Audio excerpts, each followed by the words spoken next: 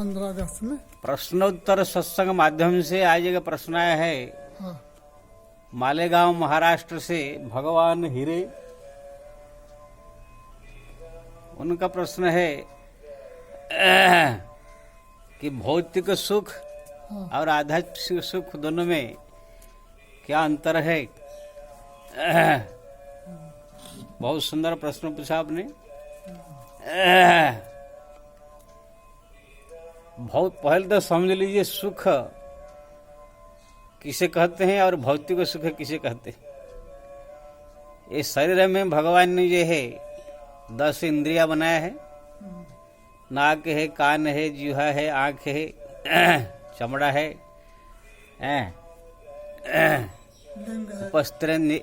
उपस्थन जननेन्द्रिय है, गुहेंद्रिय है।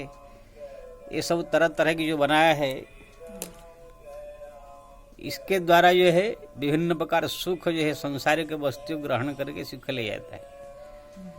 जैसे आंख से सुंदर रूप देख करके सुख ले जाता है, कान से सुंदर संगीत सुन के सुख ले जाता है, जिह्वा में स्वादिष्ट भोजन करके सुख ले जाता है, चमड़ा से दूसरे को स्पर्श करके बाहों में लगा के ये सब जो सुख ले जाता है। वो तो बहुत प्रबल है।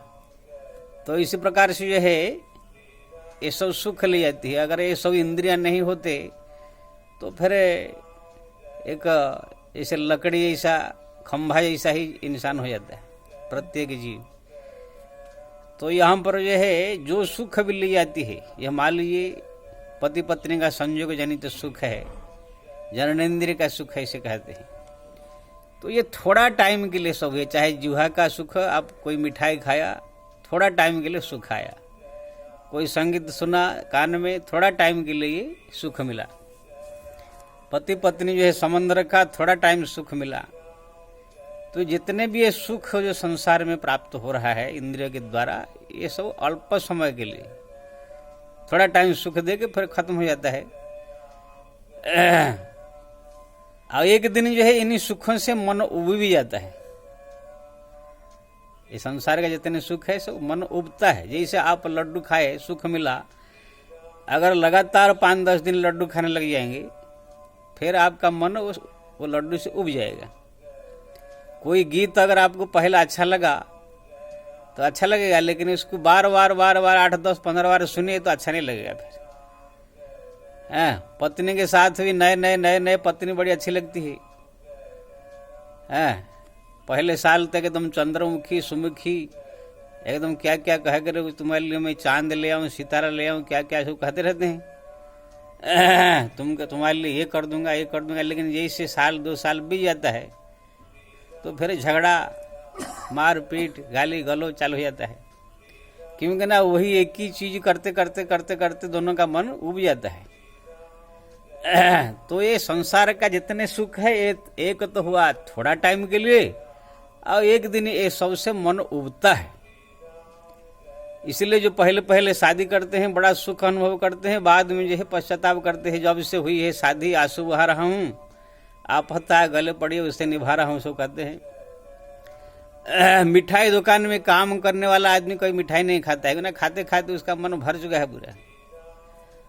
तो ऐसे ही संसार का जितने भी सुख है आप अनुभव कर रहे हैं, नाक से, कान से, अपने इंद्रियों से, सब जो है एक तो थोड़ा टाइम सुख दे खत्म होने वाला, और वो एक दिन उबन पैदा होने वाला। इसलिए ये सब कुछ जो है अस्थायी सुख कहा गया है, इसका कोई ठिकाना नहीं है। और दूसरी बात, कब ये सुख समाप्त हो जाएगा कोई ठिकाना नहीं है। पत्नी है कब खत्म हो जाएगी कोई ठिकाना नहीं, धन है कभी खत्म हो जाएगा ठिकाना नहीं, आपका कान है सुन रहे, कान का आवाज सुनने का शक्ति कब चला जाएगा, आंख कभी बंद हो जाएगा, धन से जो है सुख अनुभव कर रहे कब धन खत्म हो जाएगा। ये सब एक तो अल्प समय सुख देने वाला, दूसरे में मन को उबाने वाला, तीसरे में कब खत्म हो जाएगा इसे कोई गारंटी नहीं। ये मन जो पहले जब झोपड़ा में रहता है तब मन करता है कि फ्लैट हो जाए, लेकिन फ्लैट में हो जाने के बाद जब 1-2 साल रह जाएगा वहाँ भी फिर उबन होने लगता है। फिर सोचता है बंगला हो जाए, लेकिन बंगला हो जाने के बाद भी वहाँ को फिर उबन होने लगती है।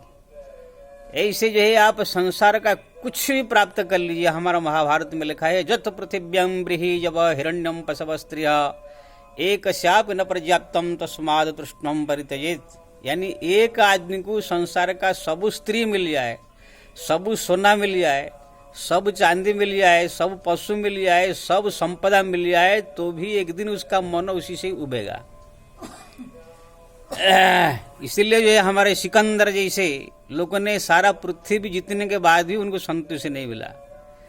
तो कहने का मतलब ये है, ये जितने संसार का जो इंद्रिय से सुख ले जाता है, एक तो थोड़ा टाइम के लिए है, दूसरे में ये जो है कब खत्म हो जाएगा ठिकाना नहीं है, और इससे उबन होती है एक दिन। लेकिन भगवान का भक्ति का जो सुख है, भगवान का नाम जप करते करते करते करते भक्ति पे जब डूब जाता है इंसान, पहले पहले सुख नहीं आएगा। कोई नाम जप रहा है, कोई भक्ति कर रहा है, तो पहले सुख का अनुभव नहीं होगा। ये जपते जपते जपते भक्ति करते करते करते करते भगवान का जो है कृपा से एक अंदर से एक परमानंद जो स्थायी आनंद की अनुभूति होती है। तब वो आनंद रस ब्रह्मानंद यीशु कहते हैं, भगवत आनंद यीशु कहते हैं, वो जो प्राप्त हो जाएगा, फिर वो आनंद सब दिन के लिए स्थायी है, वो कभी नाश होने वाला नहीं है। जैसे पहले अब नारियल को ऊपर से चाटेंगे तो आनंद नहीं आएगा, पहले उसका छिलका निकलेगा, फिर छिलका निकालने के बाद फिर फोड़ के उसको उसका पानी पिएंगे, रस खाएंगे, तब आनंद आएगा। ऐसे ही थोड़ा बड़ा जप तप पूजा पाठ कर देने से आनंद नहीं होगा। जब आप भक्ति में पूरी तरह से डूब जाएंगे, साल 2 साल 5 साल, भगवान की कृपा हो जाएगी, फिर वो भक्ति का रस आपको एक नया अनुभव होने लगेगा, तब फिर वो आनंद जो है सब दिन के लिए स्थायी हो जाता है। जैसे कबीर ने, तुलसी ने, मीरा ने वो पाया, सुखदेव, भोलेनाथ, शंकर, जो बड़े बड़े हमारा भक्त सब हुए, महापुरुष हुए, ये सब को जो है प्राप्त हुआ है। इसलिए हमारा नरसिंह मेहता कहते हैं, ये रसन सुख शंकर जाने, जाने सुख महाजोगी रे, कछु कछु जाने ब्रजनी गोपी, जाने क्या महाभोगी रे। शंकर जी जानते हैं, सुखदेव जी जानते हैं, ब्रज की गोपियां जानती है ये भक्ति का सुख क्या है, भगवान से प्रेम का सुख क्या है। संसारी लोग की इसका अनुभूति नहीं होता है। तो ये जो भगवान प्राप्ति होने का जो सुख है, ये सब दिन के लिए स्थायी, सब दिन के लिए ये रहेगा, जुगांतर तक। ये कोई खत्म होने वाला नहीं, कोई उबन नहीं होगा। मैं अपना बताता हूँ, मेरे को जो हरिनाम जपते हुए कम से कम 35-40 साल हो गया है। अगर उबन होता है तो नाम जब से उबन हो जानी चाहिए, लेकिन और मन करता है कि और ज़्यादा कैसे जप लूँ, और ज़्यादा कैसे भगवान का भक्ति कर लूँ, ज़्यादा और 24 घंटा मुँह से निकले।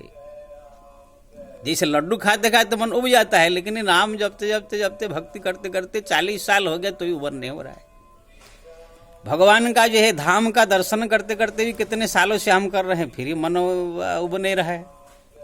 तो ये सब भक्ति का जो सुख है, जिसको अनुभव हो गया, कृपा हो गया, ये अनंत सुख आनंद को प्राप्त करता है। अब भगवान के धाम में जाने के बाद तो ब्रह्मानंद है धाम हो। जैसे आप लोग को अपने पत्नी को जब नए नए में स्पर्श करते हैं तो कितना आनंद में डूब जाते हैं, तो वो थोड़ा टाइम के बाद। लेकिन भगवान का धाम में जब आप टच हो जाएंगे मरने के बाद या कैसे भी, वो धाम में टच होते ही आप ब्रह्मानंद में डूब जाएंगे। 24 घंटा 12 महीना हर पल हर क्षण ब्रह्मानंद में डूब जाएंगे। वो आनंद केवल वही भक्त जान सकता है जो वहां पहुंचा है। जैसे कोई दुल्हा दुल्हन जब मिलते हैं, वही दोनों ही जानते क्या सुख उसको मिल रहा है, कोई दूसरा उसका वर्णन नहीं कर सकता है। कोई भूखा आदमी को बढ़िया खीर पकौड़ी मलाई मिल गया, उसी समय खाते समय जो आनंद है वो ही जानता है। लेकिन ये सब क्षण भंगुर है। लेकिन ऐसे ही भगवान के धाम में जब पहुंच जाएंगे, वहां जो आनंद की अनुभूति होगी, वहां पर ना कोई शोक है, ना कोई दुख है, ना कोई बीमारी है, ना कोई परेशानी है, ना कोई उबन है। वहां पर भगवान का धाम का जो है प्रतिक्षण परिवर्तन, भगवान का रूप का प्रतिक्षण परिवर्तन, वो आनंद धाम उसे कहा गया है। इसलिए वहां पहुंच जाने के बाद परमानंद में डूब जाता है। और यहाँ रहते हुए भी जो उनसे कांटेक्ट हो जाता है, तो भी वही आनंद में जो है डूब करके सब दिन के लिए स्थायी आनंद प्राप्त होता है। मैं खाली छोटी सी उदाहरण दूंगा, जैसे कोई राजा के लड़का था, उसको जो है बचपन में कोई भंगी चुरा कर ले गया था, ले करके उसको लालन पालन किया। अब भंगी का काम संडा साफ करना, कचरा साफ करना। वो लड़का भी जो है वही बड़ा हुआ, जब वही कचरा साफ कर रहा था। अब अपने आप को जो है देखने में तो सुंदर है, राजकुमार था ना, वो अच्छा है, लेकिन अपने आप को भंगी समझ करके दुखी रहता है। भगवान ने सुंदर रूप दिया, सब कुछ है, लेकिन भंगी हूं मैं। लेकिन एक दिन जो है वो भंगी के मन में आया, उसके बाप के मन में, ये राजकुमार है, मैं चुरा कर लाया था, अगर इसको इसका असलियत तो बता दूं मैं, तो ये खुश हो जाएगा। और राजा भी ढूंढ रहा था मेरा लड़का कौन ले गया। तो इसके मन में जो है दया आया, जाकर राजा को कह दिया कि महाराज, बचपन में आपके बच्चा को मैं ही चुरा कर ले गया था, मैं उसको लालन पालन करके रखा हूं, आप चाहे तो मैं दे दूं। राजा प्रसन्न हो गया, ले आइए। अब वही भंगी आकर अपने जो लड़का था उसको कह दिया, बेटा तुम मेरा बेटा नहीं है, तुम राजा का लड़का है, मैं तुमको चुरा कर लाया था। इतना सुनते ही जो है उसके मन में इतना आनंद की अनुभूति हुई, जो भंगी मैं हूं ये भाव तुरंत खत्म हो गया, मैं राजा का लड़का हूं, ऐसे भाव मन में आ गया। और राजा जो है तुम्हारा पिता ही तुम्हें बुलाए हैं, इतना सुनते ही उसको परमानंद जो है अनुभूत होने लगा, मैं राजा का पुत्र हूं। अभी उनको कोई खाना नहीं मिला है, पीना नहीं मिला है, कुछ मिला नहीं, लेकिन सोचकर इतना आनंद विभोर हो गया।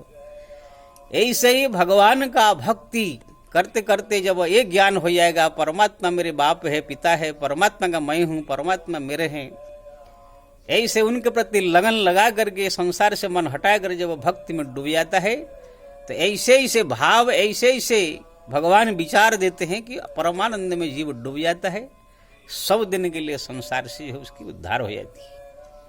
इसलिए आपने पूछा था कि भौतिक सुख आध्यात्मिक सुख क्या है। भौतिक सुख सब क्षणभंगुर है, नाशवान है, अल्प दिन के लिए है, मन को उबाने वाला है, मरने के बाद फिर वही संसार मोहमाया में फंसाने वाला है। लेकिन भगवान का जो भक्ति का सुख है, यहाँ भी परमानंद देने वाला है, मरने के बाद भी कल्याण करने वाला है। इसलिए सदैव जो है जीव को परमानंद, परम सुख, भक्ति का सुख प्राप्त करने के लिए प्रयास करना चाहिए। जय श्री राम।